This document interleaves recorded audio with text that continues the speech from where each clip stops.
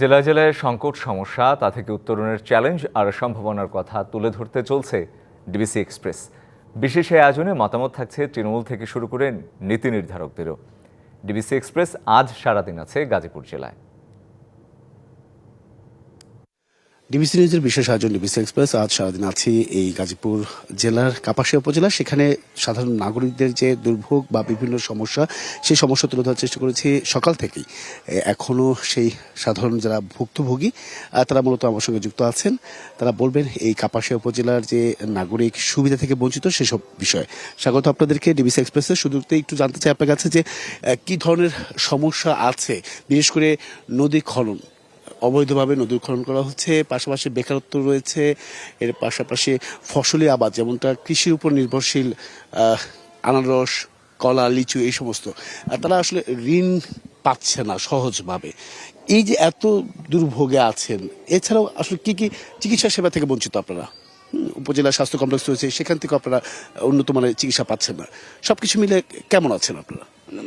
আমাদের সমস্যা বিশেষ করে বেকারত্ব বেশি। কারণ বিগত দিনে আমাদের কাপাসিয়াতে কোনো মিল ইন্ডাস্ট্রি গড়ে তোলে নাই। এর কারণ 17 বছর যে ফ্যাসিস্ট সরকার ক্ষমতায় ছিল এবং আমাদের কাপাসিয়ায় যিনারা প্রতিনিধিত্ব করেছেন, ওনাদের কথা হলো কাপাসিয়া যদি মিল ইন্ডাস্ট্রি হয় পরিবেশ নাকি নষ্ট হয়ে যাবে।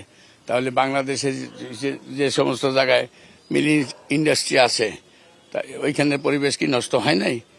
আজকে যদি কাপাসিয়াতে মিল কলকারখানা থাকতো, আমাদের বেকার ছেলেবেলেরা ওইখানে চাকরি করতো, পরিশ্রম করতো, তখন নানা ধরনের বিভিন্ন ঝামেলা সৃষ্টি হতো না, তারা কাজ করে খেতে পারত। অসংখ্য ধন্যবাদ। আমি আপনার কাছে পরবর্তীতে ফিরে আসবো। একটু জানতে চাই, তিনি মাদক নিয়ে কথা বলেন, বেকারত্ব নিয়ে কথা বলেন, চিকিৎসা মানটা কেমন আপনাদের এই উপজেলায়? চিকিৎসা সেবা কাপাসিয়াতে নাই বলতেই চলে। যেমন বিগত সরকারের আমলে এই কাপাসিয়া উপজেলা স্বাস্থ্য কেন্দ্রকে পুরস্কৃত করেছে, জাতীয়ভাবে পুরস্কৃত করেছে, কিন্তু আসলে কাপাসিয়া উপজেলা স্বাস্থ্য কেন্দ্রে কোনো ধরনের সাধারণ মানুষ স্বাস্থ্যসেবা পাচ্ছে না।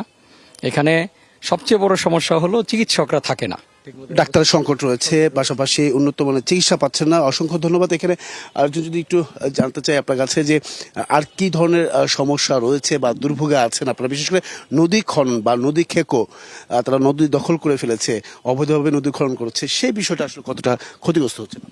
আমাদের কাপাসিয়া যে শীতলক্ষা নদী, এটা বানান নদী।